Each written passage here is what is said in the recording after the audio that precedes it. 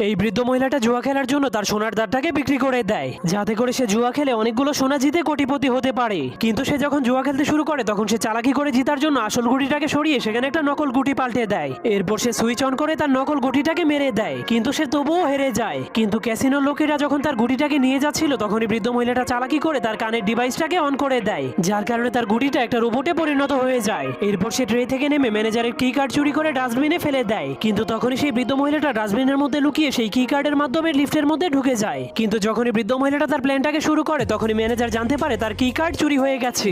এজন্য সে জলদি করে চোরকে ধরার জন্য অ্যালার্ম বাজিয়ে দেয়। কিন্তু বৃদ্ধ মহিলাটা কোনো ভয় না পেয়ে তার পকেট থেকে লেজার পয়েন্টার বের করে লিফটের ছাদটাকে কেটে ফেলে। এরপর সে সেখান দিয়ে লুকিয়ে লুকিয়ে সোনা চুরি করার জন্য সোনার সিন্ধুকের কাছে পৌঁছে যায়। কিন্তু সে প্রথমে তার রোবটটাকে সিন্ধুক খোলার জন্য লেজারের ভিতর দিয়ে পাঠিয়ে দেয়। তখন তার রোবট সব লেজারগুলোকে অতিক্রম করে সিন্ধুকটাকে খুলে ফেলে। এরপর বৃদ্ধ মহিলাটাও তার গ্লাভস পরে লেজার ট্র্যাপের মধ্যে লাফ মেরে দেয়। তার গ্লাভসটা এতটাই মজবুত